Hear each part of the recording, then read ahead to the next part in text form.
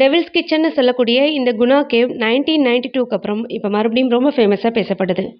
இதுக்கான காரணம் இப்போ மலையாளத்தில் ரீசெண்டாக ரிலீஸ் ஆயிருக்கக்கூடிய மஞ்சுமல் பாய்ஸ்ன்ற படம் தான். ரொம்ப ஃபேமஸான ஹீரோஸ் யாரும் நடிக்கல, ஹீரோயின்ஸ் யாரும் நடிக்கல, பெருசாக ஃபைட் எதுவுமே கிடையாது. இருந்தாலும் இந்த படம் இவ்வளோ சூப்பர் டூப்பர் ஹிட் அடிச்சதுக்கான காரணம் ஃப்ரெண்ட்ஷிப். இந்த படத்தோட ஒன்லைன் ஸ்டோரி, ஒரு குரூப் ஆஃப் ஃப்ரெண்ட்ஸ் கொடைக்கானலுக்கு வெக்கேஷனுக்கு போகிறாங்க. அப்போ இவங்க எல்லாருமே குணா கேவை விசிட் பண்ணுறாங்க. குணா கேவை விசிட் பண்ணிட்டு இருக்கும்போது அதில் ஒரு ஃப்ரெண்டு மட்டும் தவறி பள்ளத்துக்குள்ளே விழுந்துறாரு. அந்த பள்ளத்துக்குள்ளே தவறி விழுந்த அந்த ஃப்ரெண்டை மீதி இருக்க மற்ற ஃப்ரெண்ட்ஸ் எல்லாருமே தங்களோட உயிரை பணயம் வச்சு எவ்வளோ எஃபர்ட் போட்டு கிட்டத்தட்ட 1000 அடி பள்ளத்துலேருந்து அவர் எப்படி உயிரோடு மீட்டெடுக்கிறாங்கன்றது தான் இந்த கதை. அழகு இருக்க இடத்துல தான் ஆபத்து அதிகமாக இருக்குன்னு சொல்லுவாங்க. அந்த மாதிரி தான் இந்த குணா கேவும். தூரத்துல இருந்து பார்த்தோம்னா இந்த இடம் ரொம்ப அழகான ஒரு இடம். அது பக்கத்தில் போகணும்னு நினச்சோம்னா அது ரொம்ப அட்வென்ச்சரஸான ஒரு இடம். இன்னும் நெருங்கி போகணும்னு நினச்சோம்னா அது ரொம்ப டேஞ்சரான ஒரு இடம். இந்த மாதிரி அழகும் ஆபத்தும் தனக்குள்ளே அடக்கி வச்சிருக்க ஒரு இடம் தான் இந்த குணா கேவ். டெவில்ஸ் கிச்சன்னு சொல்லக்கூடிய இந்த குணா கேவ் பற்றின இன்ட்ரெஸ்டிங்கான சில டீட்டெயில்ஸ் எல்லாமே இந்த வீடியோ ஃபுல்லாக பார்க்கலாம். அதுக்கு முன்னாடி சேனல் சப்ஸ்கிரைப் பண்ணாதவங்க சப்ஸ்கிரைப் பண்ணிக்கோங்க. குணா கேவ்னு சொன்னாலே தமிழியன்ஸ் எல்லாத்துக்குமே ஞாபகம் வரக்கூடிய படம் குணா. குணா கேவ்னு இந்த இடத்துக்கு 1992 தான் பேர் வந்தது. இதுக்கான ரீசன் என்ன அப்படின்னா, இந்த இடத்துல தான் குணா மூவியில் உள்ள கண்மணி அன்போட காதலன்ற பாட்டை ஷூட் பண்ணியிருக்காங்க. ஸோ 1992லேருந்து இந்த பாட்டு ரொம்ப ஃபேமஸ் ஆனதுனால இந்த இடத்துக்கு 1992லேருந்து குணா கேவ்ன்ற பேர் வருது. அப்போ 1992க்கு அப்புறம் தான் இப்படி ஒரு குகை இருக்கிறது உலகத்துக்கு தெரியுமானா 1992லேருந்து கிடையாது. அதுக்கு முன்னாடியே 1821ல் ஒரு இங்கிலீஷ்மேன் வேர்டுன்ற ஒருத்தர் இந்த இடத்த உலகத்துக்கு அறிமுகப்படுத்தியிருக்காரு. இவர் இந்த இடத்துக்கு வச்ச பேர் தான் டெவில்ஸ் கிச்சன். ஆக்சுவலி இந்த டெவில்ஸ் கிச்சன்ற நேமுக்கு பின்னாடியே நிறைய ரீசன் சொல்கிறாங்க. அதில் ஒரு ரீசன் லோக்கல் பீப்புள் என்ன சொல்கிறாங்கன்னா, இந்த குகைக்குள்ளேருந்து அடிக்கடி புகை வெளிப்படும். இந்த புகைக்கான காரணம் என்னென்னா, இங்கே அதிக அளவில் பேய்கள் நடமாட்டம் இருக்கான். அந்த பேய்கள் சமைக்கும் பொழுது அங்கேருந்து புகை வர்றதா ஒரு நம்பிக்கை வச்சுருக்காங்க. ஸோ அதனால் இந்த இடத்துல பேய்கள் நடமாட்டம் இருக்குது. ஸோ இதனால தான் இந்த இடத்துக்கு டெவில்ஸ் கிச்சன் பேரே வந்துச்சு அப்படின்னு ஒரு லோக்கல் பீப்புளுக்குள்ள ஒரு நம்பிக்கையும் இருக்குது. டெவில்ஸ் கிச்சன்னு சொல்கிறதுக்கான இன்னொரு ரீசன் என்ன அப்படின்னா, இந்த இடத்துல வௌவால்கள் அதிகமாக இருக்கதாகவும், வௌவால்கள்னாலே டெவிலோட ஒரு ப்ராப்பர்ட்டியாக தான் பார்க்கப்படுது. ஸோ வௌவால்கள் இருக்க இடத்துல டெவில்ஸ் கண்டிப்பாக இருக்கும் அப்படின்றதுனால இந்த இடத்துக்கு டெவில்ஸ் கிச்சன் ஒரு பேர் வந்ததாகவும் சொல்லப்படுது.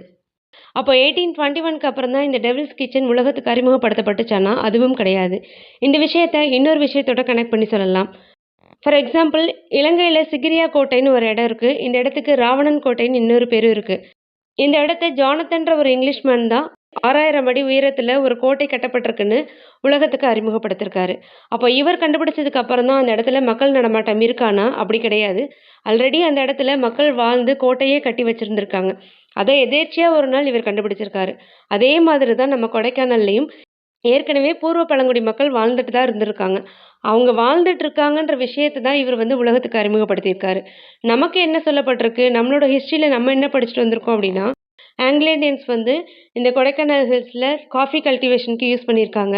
அது மட்டும் இல்லாமல் தமிழ்நாட்டோட டெம்பரேச்சர் அதிகமாக இருக்கிறதுனால அவங்களுக்கு ஒரு கூலிங் டெம்பரேச்சர் இருக்கக்கூடிய ஒரு இடம் தேவைப்பட்டுச்சு. அதனால அவங்க வெக்கேஷனுக்கு கொடைக்கானல் ஹில்ஸை அதிகமாக யூஸ் பண்ணிக்கிட்டாங்கன்னு நமக்கு சொல்லப்பட்டிருக்கு. இதுதான் நம்ம இது வரைக்கும் நம்பிட்டு வந்தது. இவர் கண்டுபிடிச்சு இந்த இடத்த உலகத்துக்கு அறிமுகப்படுத்துறதுக்கு முன்னாடியே இந்த இடங்கள்ல மக்கள் வாழ்ந்துட்டு தான் வந்திருக்காங்க. ஆனால் அதுக்கு முன்னாடியே இந்த இடம் நம்மளோட புராணத்தோட தொடர்பு கொண்டிருக்கு. அது என்னன்னா, பஞ்ச பாண்டவர்கள் அவங்க இந்த இடத்துல இருந்து சமைச்சு சாப்பிட்டதா ஒரு வரலாறும் இருக்கு. ஸோ இந்த மாதிரி நம்மளோட இதிகாசத்துலேயுமே இந்த இடத்த பற்றின ஒரு குறிப்பு இருக்கு. குணா குகைன்னு சொல்லக்கூடிய இந்த டெவில்ஸ் கிச்சன் 2200 மீட்டர் ஹைட்டில் இருக்குது. இதோட ஆல்டிடியூட் மட்டும் 2200 மீட்டர். இந்த இடத்த சுற்றி சோலாஸ்னு சொல்லக்கூடிய ஒரு குறிப்பிட்ட வகை மரங்கள் இருக்குது. அது மட்டும் இல்லாமல் புற்கள் அடர்ந்து இந்த இடத்த சுற்றி வளர்ந்துருக்கு.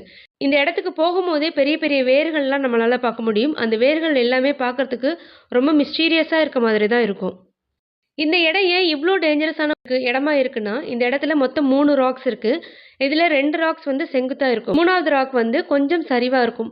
இந்த 2 ராக்ஸ் மேலே கையும் காலையும் புஷ் பண்ணிட்டு தான் இந்த 3வது ராக்கில் உள்ள சரிவில் நம்ம இறங்கி போகணும். அப்படியே இறங்கி போனாலும் ஒரு பர்டிகுலர் டெப்த் வரைக்கும் தான் நம்மளால் இறங்கி போக முடியும். அதுக்கு கீழே போனோம்னா ஆழமும் இருட்டும் இன்னும் அதிகமாகிட்டே இருக்கும். போக போக டேஞ்சரஸ் அதிகமாக இருக்கக்கூடிய ஒரு இடமா இருக்கிறதுனால கவர்மெண்ட்டே இந்த இடத்துல ஒரு குறிப்பிட்ட காலத்துக்கு அப்புறம் பேன் பண்ணிட்டாங்க. இதுக்கான ரீசன் என்ன அப்படின்னா, 1992க்கு அப்புறம் இந்த இடம் ரொம்ப ஃபேமஸ் ஆகுது. இந்த இடத்த விசிட் பண்ண போகிற குணா குகைக்குள்ளே அட்வென்ச்சருக்காக போகிறேன்னு நிறைய பேர் போய் எங்கே போனாங்கன்னே தெரியாமல் மாயமாக போயிருக்காங்க. ஸோ இதில் அஃபிஷியலாக ரெக்கார்ட் பண்ணப்பட்டவங்க ஒரு 15+ தான். அன்அஃபிஷியலாக ஒரு 100 பீப்புள் வரைக்குமே இறந்துருக்கலாம்னு சொல்கிறாங்க. ஸோ அதனால் இந்த இடத்துல யாரும் போய் இறந்துடக்கூடாதுன்றதுக்காக கவர்மெண்ட் இந்த இடத்தையே பேன் பண்ணி வச்சுருக்காங்க.